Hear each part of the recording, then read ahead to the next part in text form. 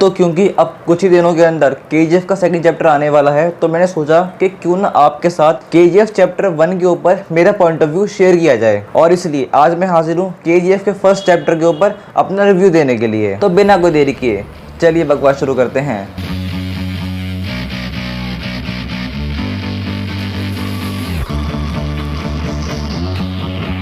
तो ये कहानी है रॉकी की, जिसने बहुत ही कम उम्र के अंदर ही अपनी माँ को खो दिया था। लेकिन बनने से पहले उसकी माँ ने उससे कहा था कि तू कैसे जिएगा मेरे को नहीं पता, लेकिन मुझसे वादा कर कि जब तू मरेगा तो दुनिया का सबसे अमीर आदमी बनकर मरेगा। और अपनी माँ को दिए इस वादे को पूरा करने के लिए और अमीर बनने के लिए और दुनिया हासिल करने के लिए वो आ जाता है मुंबई, जहाँ वो काम करता है बूट पॉलिश का। पर एक दिन वो मुंबई में किसी पुलिस वाले को मार देता है और उसके इस काम से इम्प्रेस होके मुंबई का सबसे बड़ा डॉन शेट्टी उसको अपने अंडर ले लेता है। और बस फिर एक टाइम ऐसा आता है कि मुंबई का हर एक शख्स रॉकी के नाम से कांपता है। पूरे बॉम्बे में, पूरे वेस्ट कोस्ट में रॉकी के नाम का खौफ फैल जाता है। और इसी बात से शेट्टी अंदर ही अंदर किलस रहा होता है। और अगर हम बात करें रॉकी की, तो उसका सिर्फ एक सपना था, उसको पूरी मुंबई पे राज करना था। और फिर एक दिन बेंगलोर के एक बहुत ही बड़े डॉन राजेंद्र देसाई के अंडर काम करने वाला एक आदमी एंड्रूज आता है रॉकी से मिलने। और फिर वो कहता है रॉकी से कि अगर तुम मेरा काम करोगे तो फिर ये पूरी बम्बई तुम्हारी होगी। और फिर इसलिए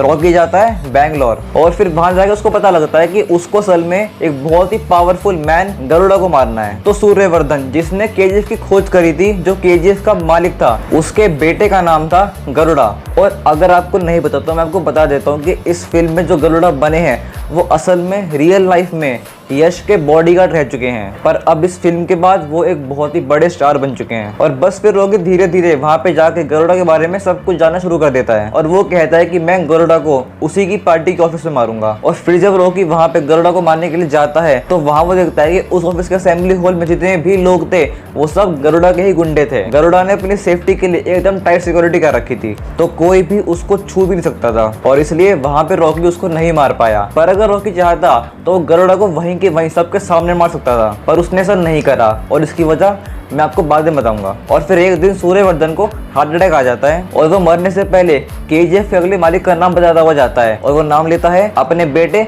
गरुड़ा का। और बस फिर रॉकी बोलता है कि KGF वो जगह कैसी भी है, जहाँ भी है, मैं वहां जाके गरुड़ा को मार के आऊंगा। और बस फिर वो निकल पड़ता है KGF की तरफ गरुड़ा को मारने के लिए। और फिर KGF पहुंचकर रॉकी सामना करता है बहुत सारी मुश्किलों का। उसके पास KGF में गरुड़ा को मारने के अलावा और कोई मोटिव था ही नहीं। पर उसके अंदर का एक और मोटिव जागा जब उसे उन बच्चों ने भड़काया। जब KGF के सारे गार्ड्स एक अंधे बाबा को मारने के लिए लेकर जा रहे थे, तब रॉकी के अंदर पूरी आग लग जाती है और वो कहता है कि नहीं, ये मैं होने नहीं दूंगा। और फिर रॉकी जाता है और वहाँ पे 23 के 23 गार्ड्स को मार देता है और उनकी लाश को जला देता है। क्योंकि एंड्रयूज ने कहा था कि जब तुम तैयार हो तब हमको एक सिग्नल देना, एक धमाकेदार सिग्नल। और यही था रॉकी का धमाकेदार सिग्नल। और फिर ये काम करके रॉकी वहाँ के सभी लोगों के मन के डर को मार देता है। और फिर आता है इस फिल्म का क्लाइमैक्स, जहाँ हमको दिखाया जाता है कि गरुड़ा दुर्गा पूजा वाले दिन अपने 3 कैदियों की बलि चढ़ाता है, जिनमें से 2 को तो वो मार देता है, पर तीसरे कैदी को मार के रॉकी खुद वहाँ पहुंच जाता है और फिर पानी में से निकलता है और एक तलवार से गरुड़ा का गला काट देता है। और बस फिर पूरे KGF में तहलका मच जाता है। अब मैं आपको बताता हूँ कि रॉकी ने गरुड़ा को पहले ही क्यों नहीं मारा था। वैसे तो इसका आंसर फिल्म के एंड में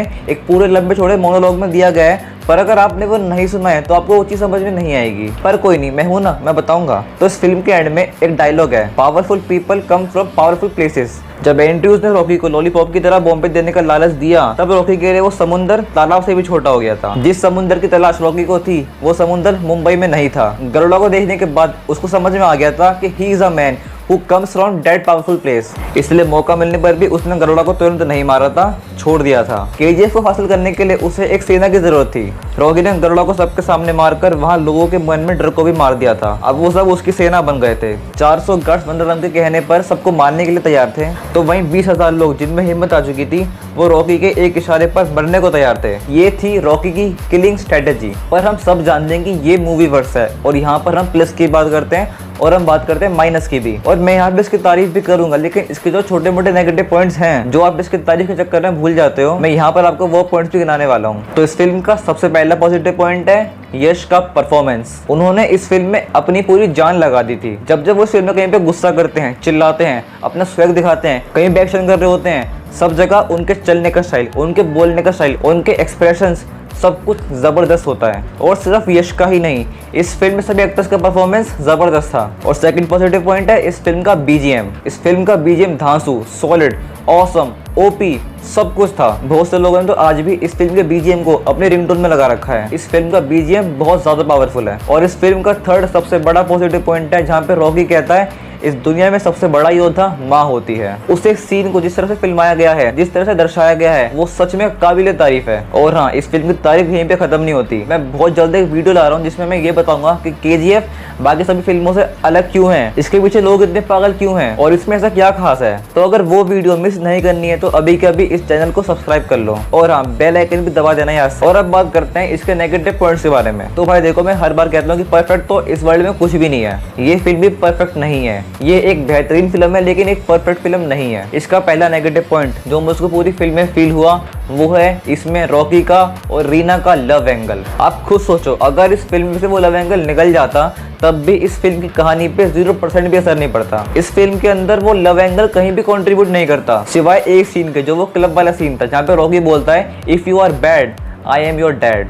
उस एक सीन के अलावा ये लव एंगल वाला सीन कहीं भी कंट्रीब्यूट नहीं करता। और इस फिल्म के अंदर रीना का जो कैरेक्टर था वो मुझको पर्सनली पसंद नहीं आया। और जो मेरी नजर में इस फिल्म का नेक्स्ट नेगेटिव पॉइंट है वो मैं उनके लिए कह रहा हूँ जो ये फिल्म पहली बार देखेंगे या जिन्होंने ये फिल्म पहली बार देखी होगी। और वो नेगेटिव पॉइंट है मल्टीपल कैरेक्टर्स। देखो भाई, झूठ नहीं बोलूंगा, इस फिल्म के अंदर इतने सारे कैरेक्टर्स हैं कि फर्स्ट टाइम देखने पर वो मुझको भी समझ नहीं आए थे। मैं खुद समझ नहीं पा रहा था कि कौन सा सूर्यवर्धन है, कौन सा अधीरा है, कौन सा गरुड़ा है, कौन सा राजेंद्र प्रसाद है। पर जब मैंने इस फिल्म को 2-3 बार देखा तब जाके मुझे वो चीज समझ में आई। और सिर्फ मैं ही नहीं, बहुत सारे लोग थे जिनको ये फिल्म फर्स्ट टाइम देखने पे यही वाली प्रॉब्लम आई थी। पर कोई नहीं, ये दिक्कत तो मैं गैंग्स ऑफ वासेपुर में भी आई थी, पर बाद में सबको समझ में आ गया था। और वैसे ही इस फिल्म में भी होता है। तो भाई ये था इस मूवी को लेके मेरा पॉइंट ऑफ व्यू, मेरा रिव्यू। मैं जानता हूँ कि ये वीडियो उतनी खास नहीं थी, मगर मैं चाहता था कि मैं आपसे इस फिल्म को लेके अपना पॉइंट ऑफ व्यू शेयर करूँ। और जाते हुए मैं बस ये बोलूंगा कि ये तो अभी चैप्टर 1 था, असली कहानी पता लगेगी 14 अप्रैल को। और मैं पर्सनली 14 का वेट नहीं कर पा रहा हूँ। और हाँ भाई, इसके टिकट मिलना शुरू हो चुकी है ऑनलाइन, तो जाओ अभी कभी अपनी टिकट बुक कराओ। मैंने तो करा ली है। और हाँ, अगर आपको जानना है कि केजीएफ के चैप्टर 2 के ट्रेलर को लेके मेरे क्या पॉइंट ऑफ व्यू है तो उसके लिए आप मेरी ये वाली वीडियो देख लेना। और एक बार जाने से पहले इस वीडियो को लाइक कर दो, शेयर कर दो और कमेंट करो। और अगर आपने केजीएफ चैप्टर 1 देखा है, आपको कैसा लगा मुझसे बताओ कमेंट्स में। और एक बार जाने से पहले इस चैनल को सब्सक्राइब कर दो और डिस्क्रिप्शन में इंस्टाग्राम पेज का लिंक है और एक और लिंक है ट्विटर हैंडल का, उसको भी जाके फॉलो कर देना। और देखते रहो आपका अपना चैनल मूवीवर्स।